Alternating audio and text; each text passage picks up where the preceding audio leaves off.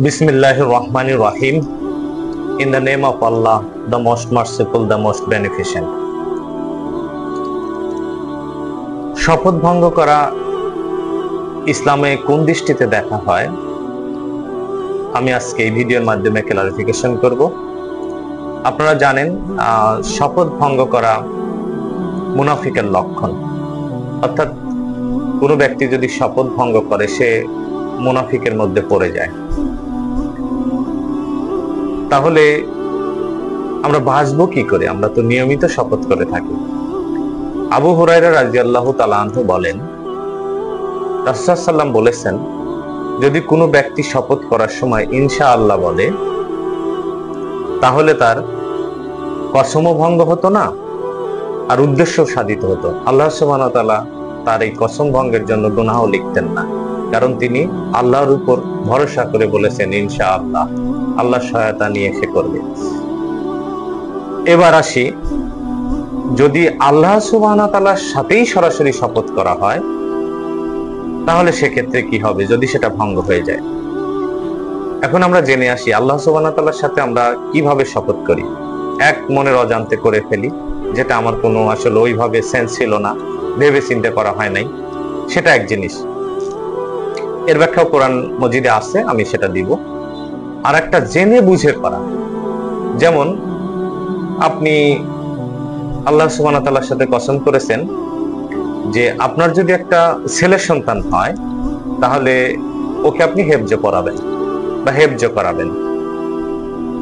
এখন বড় হয়ে গেল, আপনি আর পড়ালেন না, আপনার তো সেটা করানোর সুযোগ নেই। তো এক্ষেত্রে আল্লাহ সুবহানাহু ওয়া তাআলা নিজেই ঘোষণা দিয়েছেন সূরা মাইদার 89 নম্বর আয়াতে, যে তোমাদের বৃথা শপথের জন্য আল্লাহ সুবহানাহু ওয়া তাআলা তোমাদেরকে দায়ী করবেন না, কিন্তু সে শপথ যদি ইচ্ছাকৃতভাবে হয় তাহলে অবশ্যই আল্লাহ সুবহানাহু ওয়া তাআলা তার জন্য দায়ী করবেন এবং তার জন্য অবশ্যই কাফফারা আপনাকে দিতে হবে। এখন প্রশ্ন হলো, আপনি কিভাবে কাফফারা দেবেন? প্রথমত, আপনি 10 জন দরিদ্রকে অথবা মিসকিনকে আপনি খাওয়াবেন, যেটা আপনি স্বাভাবিকভাবে খান, মধ্যমপন্থী ভাবে আপনি খাওয়াবেন।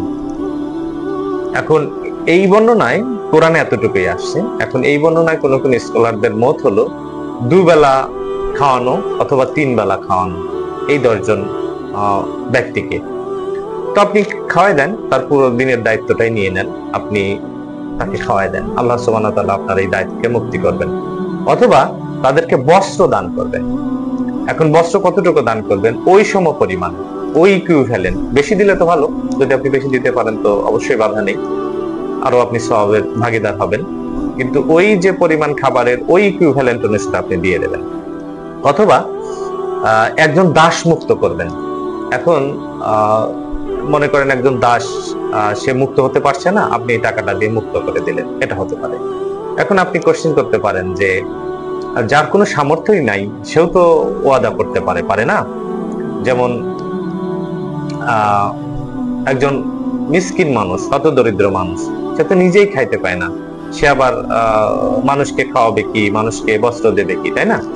আল্লাহ সুবহানাহু ওয়া তাআলা এখানে বিধান দিয়েছেন, যদি এরকম কেউ হয় তাহলে সে 3 দিন সিয়াম পালন করবে, আল্লাহ সুবহানাহু ওয়া তাআলা তার এই দায় থেকে মুক্তি করবেন। এবং 89 নম্বর আয়াতের শেষের দিকে আল্লাহ সুবহানাহু ওয়া তাআলা বলেছেন, তোমরা তোমাদের শপথ পালন করো। এইভাবে আল্লাহ তোমাদেরকে তার বিধান সহ বিশদভাবে বর্ণনা করেছেন যেন তোমরা কৃতজ্ঞতা জ্ঞাপন করো। অর্থাৎ আল্লাহর কাছে আমাদেরকে কৃতজ্ঞতা জ্ঞাপন করতে হবে যে এই ধরনের একটা অন্যায় করে ফেলেছি, আমি এই ধরনের একটা ওয়াদা করেছিলাম, হে আল্লাহ সুবহানাহু ওয়া তাআলা তুমি আমাকে এই দায় থেকে মুক্তি করো এবং আমি তোমার বিধানকে পালন করেছি, আমি ক্ষমা চাচ্ছি তোমার কাছে, আমি যথাসময়ে পালন করতে পারিনি, কিন্তু তোমার দেয়া বিধানকে আমি এখন পালন করছি। আমার মনে হয় এই ভিডিওর মাধ্যমে আপনি যদি কোনো শপথ করে থাকেন আল্লাহ সুবহানাহু ওয়া তাআলার কাছে, আপনি এভাবে সেই শপথের দায় থেকে আপনি মুক্ত হতে পারবেন। আল্লাহ তাআলা আপনাকে ভালো রাখুক এবং এই ধরনের অপরাধ কর্মকাণ্ড থেকে আপনাকে দূরে রাখুক। ধন্যবাদ সবাইকে।